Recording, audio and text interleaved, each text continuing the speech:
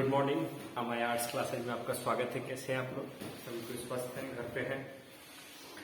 हमने जो अपना पिछला वीडियो डाला था वो हिस्ट्री का डाला था। हिस्ट्री का चैप्टर जो 6 था उसके बारे में डाला था। हमने कल एक वीडियो डाला कि हम पॉलिटी पढ़ेंगे। उसमें कौन सा चैप्टर पढ़ेंगे? अंतर्राष्ट्रीय संगठन वाला जो चैप्टर है इस बुक से, समकालीन विश्व राजनीति के चैप्टर जो 6 है, पॉलिटी का दूसरा जो बुक है उसमें जो चैप्टर 6 है उसी के बारे में समझेंगे। देखो, पॉलिटी पढ़ने के लिए सबसे ज्यादा इंपॉर्टेंट होता है कि सामने से पढ़ा जाए, उसको बुक अपने पास रख के पढ़ा जाए। सबसे इंपॉर्टेंट चीज ये होती है। तो जो भी बच्चा ये वीडियो देखेगा या फिर वीडियो जो पढ़ेगा वो बुक लेके बैठेगा तभी खूब अच्छा से पढ़ सकता है। नहीं तो ऐसे समझ में ये नहीं आने वाले। इसमें बहुत छोटे छोटे टॉपिक वाले प्रश्न बनते हैं, एक दो तो जरूर बन जाएंगे लॉन्ग प्रश्न इस चैप्टर से। तो सबसे पहले समझते हैं कि ये अंतर्राष्ट्रीय संगठन है क्या। ये वो चैप्टर है अंतर्राष्ट्रीय संगठन। देखिए, बहुत जब सेकेंड वर्ल्ड वॉर हुआ था ना, द्वितीय विश्व युद्ध हुआ था, तो जितने भी शक्तिशाली देश थे उसमें 5 सबसे शक्तिशाली देश थे। कौन कौन आपको भी पता है? अमेरिका हुआ, ब्रिटेन हुआ, फ्रांस हुआ, जर्मनी हुआ, चीन हुआ। ये जो थे 5 कंट्री थे, ये सबसे ज्यादा मजबूत थे। तो इन्होंने मिलकर एक संगठन बनाया। उस संगठन का नाम है संयुक्त राष्ट्र संघ, जिसको यूएनओ के नाम से जाना जाता है। देखो, यूएनओ की स्थापना हुई थी विश्व में जितने भी सेकेंड वर्ल्ड वॉर में देश जितने भी मुश्किलें में थे, जिनको जो भी परेशानी होती थी, उनको निवारण के लिए संयुक्त राष्ट्र संघ की स्थापना हुई थी। उनको पैसा दिया जाए, उनकी स्थिति सुधारी जाए, फिर वहां से जो वो प्रॉफिट कमाएंगे अपने कंट्री में, फिर लाके वो हमको देंगे। तो इसके लिए व्यवस्था की गई थी सेकेंड वर्ल्ड वॉर के बाद। इसीलिए अंतर्राष्ट्रीय स्तर पर संयुक्त राष्ट्र संघ की स्थापना हुई थी। इसमें वो पॉइंट भी है कि संयुक्त राष्ट्र संघ है क्या, संयुक्त राष्ट्र संघ क्यों आवश्यक है सभी देशों को। तो सभी देशों को उसके लिए आवश्यकता है। देखो, अगर किसी देश के साथ किसी देश का युद्ध हो जाता है, या फिर किसी देश का व्यक्ति किसी देश में फंस जाता है, या वगैरह वगैरह बहुत सारे काम है, तो इसके लिए कोई तो संगठन चाहिए जो हमारे बीच मध्यस्थता करेगा। कोई ऐसा देश चाहिए जो हमारी पंचायती करेगा। तो इसी के लिए संगठन की आवश्यकता पड़ती है पूरे विश्व में। तो भारत इसका सदस्य है संयुक्त राष्ट्र संघ का। देखो, संयुक्त राष्ट्र संघ की स्थापना हुई थी 24 अक्टूबर 1945 को, और भारत 51 देशों के साथ, 51 जो देश था वो पोलैंड था जो बाद में उसमें हस्ताक्षर किया। 51 देशों के साथ इसकी स्थापना हुई थी। भारत इसका जो सदस्य बना था वो 30 अक्टूबर 1945 को बन रहा है। देखो, भारत को सबसे पहले ऑफर मिला हुआ था संयुक्त राष्ट्र संघ के सदस्य बने का। देखो, संयुक्त राष्ट्र संघ में 15 सदस्य हैं। जो उसको सुरक्षा असेंबली है, सुरक्षा परिषद है, उसमें 15 सदस्य हैं। 15 सदस्यों में 10 सदस्य ऐसे हैं जो परमानेंट हैं, जो कभी नहीं हट सकते हैं। कौन कौन से देश हैं वो? अमेरिका हो गए, ब्रिटेन हो गए, फ्रांस हो गए, रूस हो गए, जर्मनी हो गए। ठीक है, तो 5 कंटिनेंट है जो क्या है, परमानेंट है। इसमें क्या है, इस पांचों के पास क्या है, सॉरी एक चीन भी है। इन पांचों के पास क्या है? पांचों के पास पावर है वीटो का। वीटो का क्या है कि अगर कोई देश किसी को कर्ज देना चाहता है, या कोई देश किसी देश को सुरक्षा मुहैया कराना चाहता है, या फिर कोई भी काम करना है, तो ये पांचों का हस्ताक्षर होना आवश्यक है। नहीं तो किसी एक ने भी अगर अड़चन लगा दिया ना, तो वो काम उस देश के साथ नहीं हो पाएगा। इसी को बोलते हैं वीटो पावर। भारत हमेशा प्रयास करता है कि इसमें शामिल हो। देश जब आजाद हुआ था 1947 में, उससे पहले ही स्थिति, जब सेकेंड वर्ल्ड वॉर के बाद स्थिति ये पता चल गया था कि भारत अब आजाद हो जाएगी, तो अमेरिका ने सबसे पहले ऑफर भारत को ही किया था कि आप संयुक्त राष्ट्र संघ के अस्थायी मेंबर बन जाए। लेकिन यहाँ पे तो पंडित जवाहरलाल नेहरू थे। तो पंडित जवाहरलाल नेहरू ने बोला क्या, नहीं अभी नहीं, अभी तो मेरा पड़ोसी देश है चाइना, चाइना को जाने दिया जाए, हम कभी भी शामिल हो जाएंगे। लेकिन स्थिति उसके बाद दर बदर बदतर होती गई, और बदतर क्या होती, भारत आपसी कलह में लगा रह गया, कभी मौका नहीं मिला, और चाइना हमेशा उसका प्रयोग करके उसको रोक देता है। संयुक्त राष्ट्र संघ में संयुक्त राष्ट्र संघ के 15 सदस्य हैं, 5 सदस्य स्थायी और 10 सदस्य अस्थायी होते हैं। ठीक है, देखो इसके बारे में जो है ना यहाँ पे दिया हुआ है पेज नंबर, इसलिए तो बोले ना बुक के लेके बैठा है।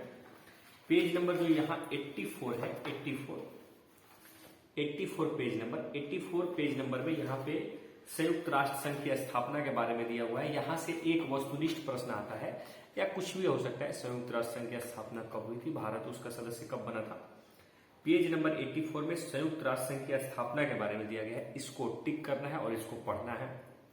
अगले पेज पे आते हैं, यानी पेज नंबर 85 में देखो संयुक्त राष्ट्र संघ के बहुत सारे अंग हैं। अंग क्या है? उसकी सुरक्षा परिषद, उसकी सुरक्षा न्यायालय। तो इसमें जो सबसे ऊपर दिया हुआ है, देख रहे होंगे आप लोग, सुरक्षा परिषद जो लिखा हुआ है, बिल्कुल दिख रहा होगा आप लोगों को। सुरक्षा परिषद जो लिखा हुआ है उसको टिक कर लीजिएगा। सुरक्षा परिषद आपको जानना जरूरी है कि 5 सदस्य है। चीन है, फ्रांस, रूस, ब्रिटेन, अमेरिका। और फिर यहाँ पे अंतर्राष्ट्रीय न्यायालय वाला जो ठीक उसके राइट साइड में है, उसको कि इसका मुख्यालय कहाँ है, ठीक है, द हेग में है, ये स्विट्जरलैंड में पड़ता है। तो ये 2 पार्ट 85 नंबर पेज नंबर से पढ़ना है, सुरक्षा परिषद और अंतर्राष्ट्रीय न्यायालय। और 84 नंबर पेज में संयुक्त राष्ट्र संघ की जो स्थापना हुई थी उसके बारे में पढ़ना है। उसके बारे में पढ़ना है ये, जब उसकी स्थापना हुई थी, भारत उसका सदस्य कब बना, और इसकी स्थापना के टाइम कितने देशों ने क्या किया, हस्ताक्षर किए थे, ठीक है, ये पढ़ना है। इसके बाद अगले पेज पे आते हैं। देखो अगले पेज पे आप अगले पेज में देखोगे तो सबसे ऊपर पेज नंबर 87 में यहाँ पे देखोगे तो लिखा हुआ है सबसे पहला महासचिव कौन है भारतीय संयुक्त राष्ट्र संघ का महासचिव सबसे पहला कौन है? ट्राइगोली। ये जान जाइए कौन है, सिर्फ कौन था, यानी जब 1945 में इसकी स्थापना हुई थी तो उस टाइम इसका महासचिव, सबसे पहला महासचिव कौन था, कौन बना था, ये याद करना है। अभी गुटरेस है। अब आइए थोड़ा सा आगे बढ़िए।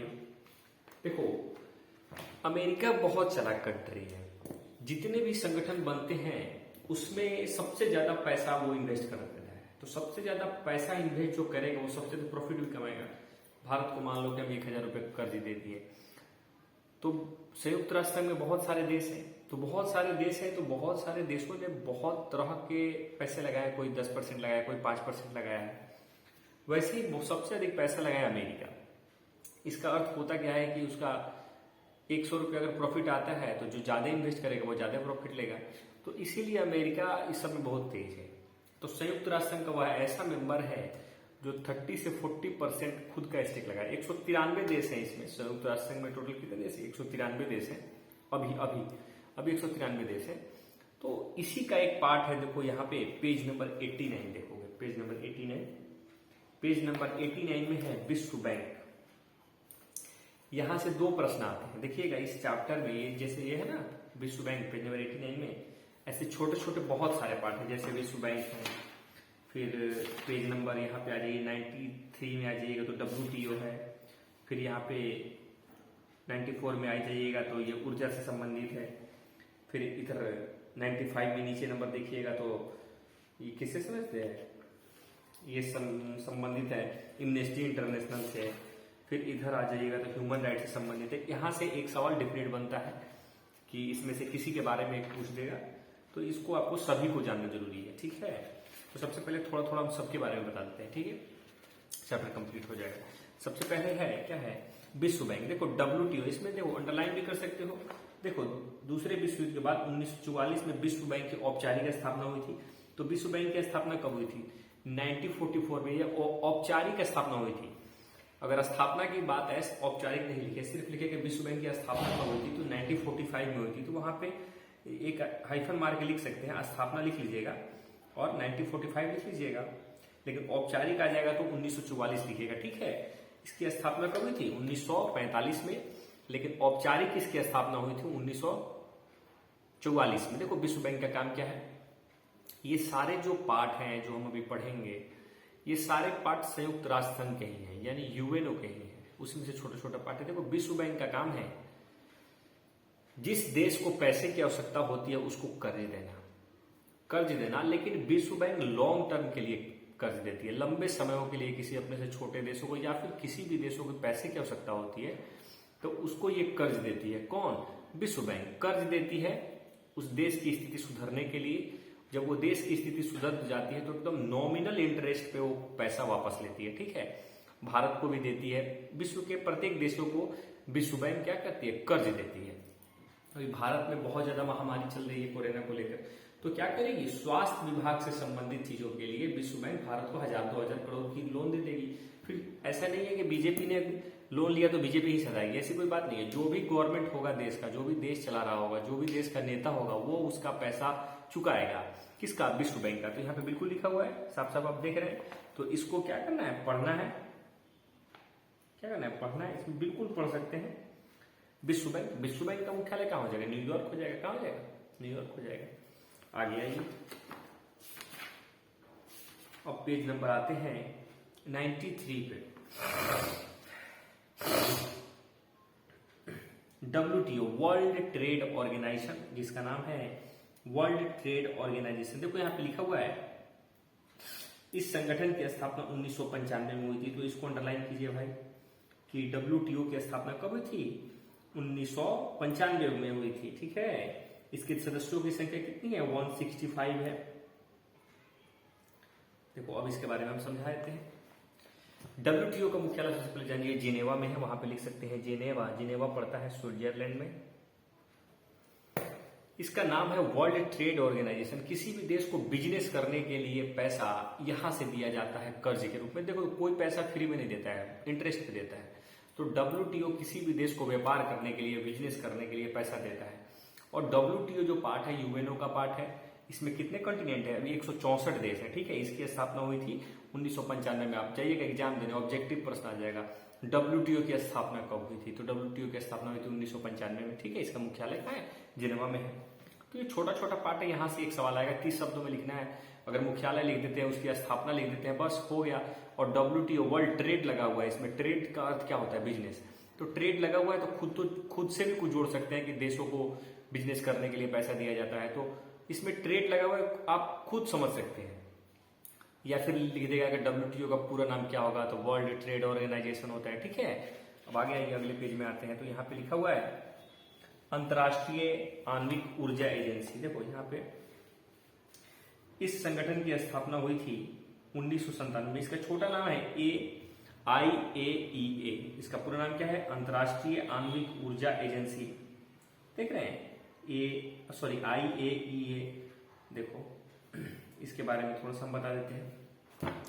ये जो IAEA है, इसका काम होता है कोई भी देश अगर परमाणु या फिर कोई भी केमिकल से रिलेटेड कोई भी मिसाइल परीक्षण बनाया हुआ है, तो इसी के अधीन उसको मान्यता मिलेगी उसको, और इसी के अधीन आपको रहना होगा। यानी कोई भी देश किसी भी परमाणु नहीं चला सकता है। कोई भी देश किसी देश पे परमाणु चलाने से पहले या परमाणु संरचना किसी भी देश को बांटने से पहले यहाँ से परमिशन लेना पड़ेगा। इसमें बहुत सारे देश हैं, इसमें बहुत सारे देशों का चर्चा नहीं दिया हुआ है कितने इसके सदस्य हैं, लेकिन इसमें भी बहुत सारे, कम से कम 25-30 कंटिनेंट जरूर होंगे। भारत इसका सदस्य है। कंटिनेंट जरूर होंगे जो वो 25 देशों का सबसे पहले हस्ताक्षर चाहिए। उसके बाद ही आप अपनी कोई भी बात परमाणु बनाने की कोई भी विधि किसी देश के साथ शेयर कर सकते हैं। इसका सदस्य रहिएगा तभी, नहीं तो आप नहीं कर सकते हैं। ठीक है, तो इस छोटा सा है ये, आज तक तो नहीं पूछा हुआ है, लेकिन अभी इससे कोई काम नहीं चल रहा है।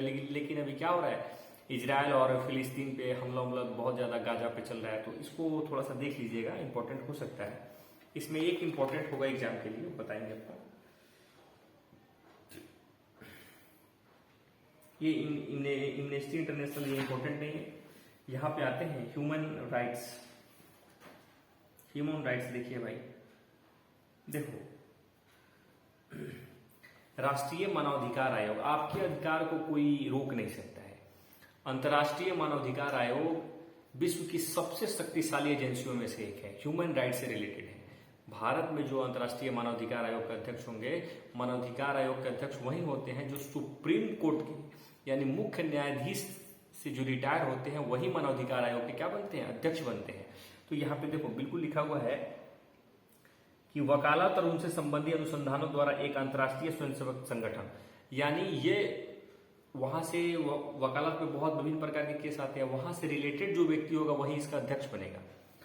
और राष्ट्रीय मानवाधिकार आयोग के खिलाफ आप अपील सिर्फ सुप्रीम कोर्ट और उच्च न्यायालय में ही कर सकते हैं, जिला स्तरीय कोर्ट पे आप नहीं कर सकते हैं। तो ये बहुत ज्यादा क्या रखती है? पावर रखती है। तो इसमें ये लिख लीजिए, ये थोड़ा सा देख लीजिएगा, ह्यूमन राइट्स वाला आप क्या लीजिए देख लीजिएगा, और यहाँ आणविक वाला देख लीजिएगा, 2 नंबर पेज में बता देते थे कि 96 में जो है ह्यूमन राइट्स वाला वो देख लीजिएगा। फिर 94 में जो है IAEA आणविक ऊर्जा एजेंसी वो देख लीजिएगा। विश्व व्यापार संगठन WTO वर्ल्ड ट्रेड ऑर्गेनाइजेशन ये तो बिल्कुल देख लीजिएगा। देख लीजिएगा, इसको पढ़ लीजिएगा, ठीक है। फिर जब क्लास चलेगी अपनी उसमें तो इसको समझाया जाएगा। फिर विश्व बैंक है, विश्व बैंक के बारे में समझ लीजिएगा। कर्ज दी है भाई, तुरंत दी है भारत को कर्ज, पेज नंबर 89 में। और यहाँ पे 85 और 84 का ये छोटा सा जो पार्ट है इसको देख लीजिएगा, देख नहीं लीजिएगा, इसको याद ही कर लीजिएगा। हाँ, एक तो छूट ही रहा है यहाँ पे, पेज नंबर 83 में है। अंतर्राष्ट्रीय मुद्रा कोष, इंटरनेशनल मॉनेटरी फंड जिसको बोला जाता है। देखो, इसकी स्थापना हुई थी, इसकी स्थापना भी उसी के अप्रोक्स हुई थी, 1945 में ही हुई थी IMF की स्थापना। तो इसमें 189 क्या है, कॉन्टिनेंट देश हैं। इसका काम क्या है, देखो विश्व बैंक जो होती है वो बहुत लंबे समय के लिए क्या देती है, कर्ज देती है। लेकिन IMF जो है वो शॉर्ट टर्म के लिए लोन देती है, कम समय के लिए लोन देती है। ये विश्व बैंक का ही एक पार्ट है, तो ये बहुत कम समय के लिए लोन देती है। जैसे कोई भी देश अगर उसको कोई भी काम करवाना है और तुरंत उससे प्रॉफिट कमाना है तो उसके लिए वो तुरंत IMF से लोन लेगी, फिर वो काम करेगी, प्रॉफिट होगा उसको दी, उसका कर्ज चुका दी। तो ये IMF जो होता है ये भी एक प्रकार का कर्ज ही दिया जाता है किसी देश को, क्योंकि फंड लगा हुआ है, इंटरनेशनल मॉनेटरी फंड। तो फंड क्या होता है, पैसा ही ना होता है फंड, तो किसी देश को दिया जाता है। तो इन सारे में ये सबसे इंपॉर्टेंट है, अंतर्राष्ट्रीय मुद्रा कोष, विश्व बैंक इंपॉर्टेंट है, UNO के बारे में बताए ही है। इस चैप्टर को पढ़ने से पहले हम कल बोले थे कि आप लोग एक बार अपने से पढ़ लीजिएगा, खुद समझ में आ जाएगा। खैर हो गया, उसके लिए कोई बात नहीं है। कल जो है इसका ऑब्जेक्टिव चला जाएगा ग्रुप में। देखिए, आर्ट्स के ग्रुप में जो ऐड नहीं है वो अपने फ्रेंड को बता दे कि ग्रुप बन चुका है, उसमें ऐड होना है, तभी उसी में जाएगा, ठीक है। या फिर जो छूटा हुआ है वो पर्सनल मैसेज करेगा, उसको उधर से भेज दिया जाएगा, कोई दिक्कत नहीं है। इसके अलावा कोई और अगर आपके मित्र हैं जो ऐड होना चाहते हैं तो उसको ऐड करा दीजिए, या फिर नंबर भेज दीजिए, हम खुद ऐड कर देंगे, ठीक है। तो ये 6 नंबर चैप्टर था अंतर्राष्ट्रीय संगठन। इसमें संगठन से रिलेटेड है कि विश्व में संगठन की क्यों आवश्यकता पड़ती है। कोई देश किसी देश के साथ युद्ध नहीं करे, युद्ध करेगा तो उसके लिए बीच में मध्यस्थता कोई करेगा, मध्यस्थता कोई करेगा, उसके लिए एक गांव में क्या होती है, पंचायती होती है, पंचायती होती है तो मुखिया बैठता है, ये बैठता है, वो बैठता है, पंच की व्यवस्था होती है। वैसे ही किसी चीज का संगठन बनता है तो उसमें कोई अध्यक्ष होता है, कोई कोषाध्यक्ष होता है, कोई सचिव होता है, तो इसमें भी होते हैं, ठीक है, इसमें भी होते हैं, ये पढ़ना है, ठीक है। चलिए फिर देखते हैं किसी सब्जेक्ट का और वीडियो बनेगा। तब तक के लिए घर पे रहिए, सुरक्षित रहिए। क्लास जब खुलेगी अपनी, ओपन होगी, उस टाइम फिर इसको समझाया जाएगा और दीर्घोत्तरीय क्वेश्चन लिखाया जाएगा, ठीक है। तब तक ऑब्जेक्टिव और लॉन्ग प्रश्न तो आपके ग्रुप में ही चला जाएगा। तो हमने आज पढ़ा था समकालीन विश्व राजनीति, पॉलिटी का ये बुक था, इसका 6 नंबर चैप्टर अंतर्राष्ट्रीय संगठन, ठीक है। तब तक के लिए ठीक है।